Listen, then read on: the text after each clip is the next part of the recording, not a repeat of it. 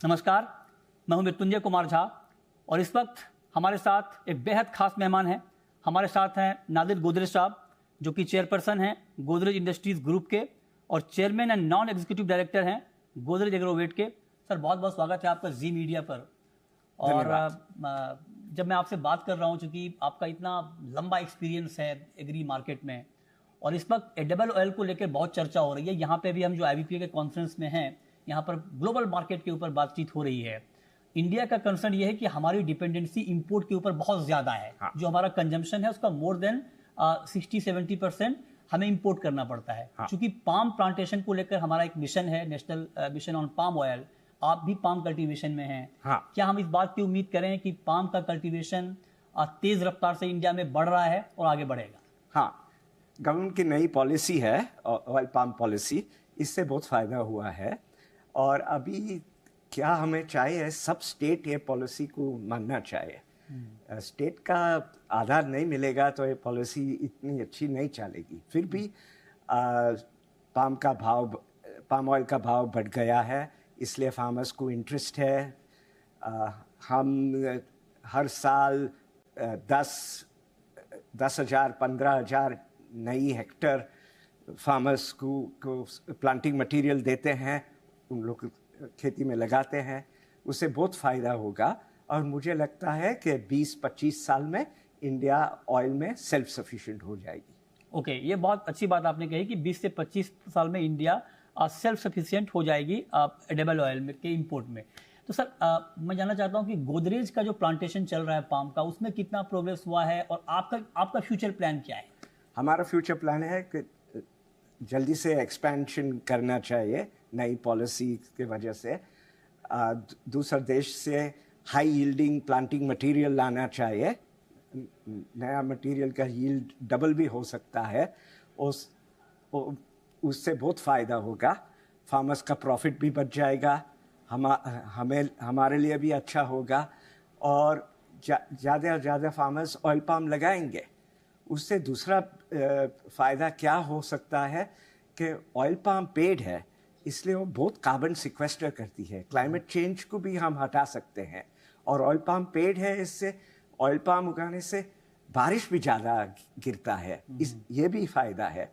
Sustainability के लिए, self sufficiency के लिए एक बहुत अच्छा क्रॉप है। ये आपने बहुत बढ़िया बात कही सर। और चूंकि पाम को लेकर के बड़ा ग्लोबल डिबेट भी चला है, यूरोप पाम के अगेंस्ट था। पाम, ये कहा जाता है कि पाम जो है वो हेल्थ हजार्ड है, एनवायरनमेंट के लिए अच्छा नहीं है। बहुत सारी डिबेट इस पे ग्लोबल लेवल पे हुई हैं।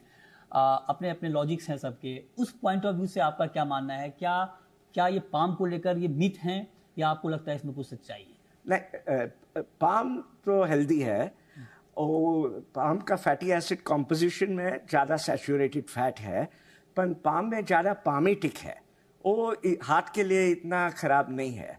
और पाम ओलिन में कम सैचुरेटेड फैट होता है। पाम के रिफाइनिंग में कोई वक़्त हार्मफुल केमिकल्स आ सकते हैं। हमारी R&D बहुत कोशिश करते हैं ये सब को कम करने की कोशिश अभी भी है। पाम का लोग ऐसा भी बोलते हैं कि एनवायरनमेंट के लिए ख़राब है, पर ये तो मलेशिया और इंडोनेशिया की बात है। वहाँ उन्होंने फॉरेस्ट कट किया है और वो बहुत ख़राब बात है। इंडिया में तो हम एग्रीकल्चरल लैंड में पेड़ बनाते हैं, इसलिए एनवायरनमेंट के लिए ख़राब नहीं है। इंडिया में सब महीने में बारिश नहीं है, इसलिए हम इरिगेशन करते हैं। लेकिन सब फार्मर्स ड्रिप इरिगेशन करते हैं, इसलिए पानी बचता है। जी, ये आपने बहुत इम्पोर्टेंट ये क्लैरिफिकेशन दिया पाम को लेकर के। अब मैं जरा आपसे ग्लोबल सिनारियो समझना चाहता हूँ, क्योंकि अभी जितने भी बड़े प्रोड्यूसर कंट्रीज हैं, सबका अपना अपना मैंडेट है। इंडोनेशिया B50 पे शिफ्ट हो रहा है, US की अपनी बायोफ्यूल पॉलिसी है। तो आपको लगता है कि ऐसे में सप्लाई साइड कुछ क्रंच आने वाले वक्त में हो सकता है, इंपोर्ट में कुछ प्रॉब्लम आ सकती है, क्योंकि सबने अपने अपने प्रोग्राम डेवलप कर लिए हैं? हाँ, हो सकता है। और इसलिए हमें ज़्यादा से ज़्यादा पाम का उपयोग करना चाहिए और इंडिया में बनाना चाहिए। राइट। एक सवाल सर प्राइसिंग को लेके आता है। कई बार सरकार बहुत कंफ्यूज रहती है कि कब ड्यूटी बढ़ाना है, कब घटाना है, क्योंकि कंज्यूमर को भी देखना होता है। आपको लगता है कि जो हमारी इंपोर्ट पॉलिसी है एडिबल ऑयल की वो ठीक है, या आप उसमें कुछ चेंजेस आपको लगता है कि होना चाहिए? अभी भी गवर्नमेंट ने चेंजेस किया, रिफाइनिंग की ड्यूटी और क्रूड की ड्यूटी में फेर लाया है, 10-11% का फेर लाया है। नहीं तो पहला क्या होता था, मलेशिया और इंडोनेशिया में सिर्फ रिफाइंड ऑयल आता था, हमारी रिफाइनिंग कैपेसिटी आइडल रहती थी।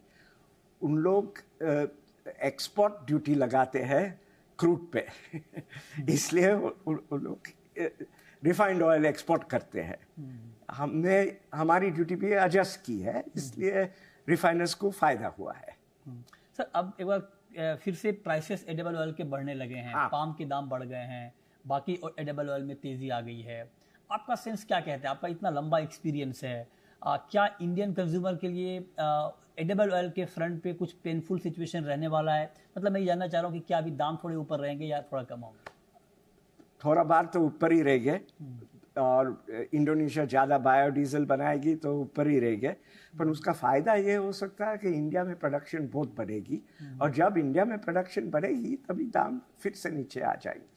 ओके सर, एक आखिरी सवाल मैं आपसे पूछना चाह रहा हूँ कि पाम के अलावा, पाम पे आपने अच्छे इंसाइट्स दिए हैं, जो हमारा सोयाबीन का ईल्ड है या जो बाकी ऑयल सीड के ईल्ड है कंपेयर टू ग्लोबल एवरेज कम है, हाँ। वहाँ पे ईल्ड बढ़ाने के लिए आपके हिसाब से क्या प्रयास ग्राउंड पे ऊपर होने चाहिए? अभी हमारा सब ऑयल सीड का प्रोडक्शन वहाँ होता है जहाँ बारिश कम है, इसलिए हमें ज़्यादा करके इरिगेशन में भी ऑयल सीड का प्रोडक्शन करना चाहिए और हाई यील्डिंग सीड्स चाहिए। गवर्नमेंट आज भी हमें बात की है, गवर्नमेंट नई सीड वैरायटी लाएगी जिससे यील्ड बहुत बढ़ेगा। 5-6 साल में इन सीड से यील्ड अच्छी बढ़ेगी। अच्छा, एक सवाल सर फार्मर की प्राइसिंग को लेके आता है। जब प्रोडक्शन ज्यादा होता है तो फार्मर को अच्छा प्राइस नहीं मिल पाता। सोयाबीन का एग्जांपल हमारे सामने है। हाँ। कि बिलो एमएसपी प्राइस चल रहा है। हाँ। उस फ्रंट पे कुछ करना चाहिए क्या, कि हाँ। एक प्राइस सिक्योर हो फार्मर्स के लिए? वो ट्रिकी सिचुएशन है, क्योंकि हमारा एमएसपी ग्लोबल प्राइस से बड़ा है। अमेरिकन सोयाबीन एसोसिएशन ने आज ही बताया कि सपोर्ट प्राइस बहुत ऊंचा है और अमेरिकन और ब्राजीलियन प्राइस बहुत नीचे है। उसका उपाय एक ही है, हाई यील्डिंग वैरायटी। तब तक फार्मर के लिए कुछ भी अच्छा कर नहीं सकते हैं। राइट सर, एक लास्ट क्वेश्चन। आपने चूंकि यूएस का जिक्र किया, अभी एग्री ट्रेड डील को लेकर बहुत बज़ है मार्केट में। हाँ। और इंडिया ने कुछ रेड लाइंस डिफाइन किए हैं। हाँ। जीएम सोयाबीन को लेकर, जीएम मेज को लेकर, एथनॉल को लेकर, डेयरी प्रोडक्ट को लेकर। मैं आपसे जानना चाहता हूं कि एग्री प्रोडक्ट पर आपका अप्रोच क्या है, और क्या आपको लगता है कि ये जो रेड लाइंस हमने डिफाइन किए हैं उस पर हमें बिल्कुल एकदम अडिग रहना चाहिए, उसके साथ कोई छेड़छाड़, मतलब ये इंपोर्ट अलाउ नहीं होना चाहिए? हाँ, पर ऐसा भी हो सकता है कि हम रेड लाइंस रखेगा तो डील नहीं होगा। अच्छा। और अभी जीएमओ को अलाउ करेंगे तो इंडियन फार्मर को फेयर नहीं है। उसका एक उपाय है, हमें भी जीएम अलाउ करना चाहिए। पर अब तक नहीं किया है, अभी करेंगे। कॉटन में हमने किया है, लेकिन फूड क्रॉप्स में नहीं किया है। ब्रिंजॉल में अटेम्प्ट था, लेकिन नहीं हुआ। अभी हम अमेरिकन जीएम अलाउ करेंगे, अपना फार्मर्स को हाई यील्डिंग सीड्स नहीं देंगे, जीएम या विदाउट जीएम, तो कैसा चलेगा? ये बड़ा प्रॉब्लम है, और हो सकता है कि ये डील नहीं होगी। अच्छा, अगर हम मेरे को लगता है कि बहुत करके तो डील होगी, पर ऐसा भी हो सकता है कि एग्रीकल्चर के लिए डील नहीं होगी। तो आप ये कह रहे हैं कि जीएम सोयाबीन के इंपोर्ट को अलाउ करना चाहिए इंडिया को, आप ये कह रहे हैं? मैं बोलता कि डील चाहिए तो शायद करने पड़ेगा, पर करेगा तो फार्मर्स को बहुत नुकसान होगा। राइट। और डिलेमा है। Thank you very much sir for joining us. तो बहुत डिटेल में सर ने हमें बताया, नादिर गोदरेज साहब ने, कि ओवरऑल जो एडिबल ऑयल इंडस्ट्री है उसका सिचुएशन क्या है, प्रोडक्शन कैसे बढ़ सकता है, फार्मर्स को अच्छा प्राइस कैसे मिल सकता है, और जो हमारा ऑयल पाम मिशन है वो किस रफ्तार से आगे जा रहा है और उसमें कितनी गुंजाइश है, इस पर इन्होंने बहुत ही डिटेल में बात की। बहुत बहुत शुक्रिया सर जी मीडिया से बात करने के लिए। धन्यवाद।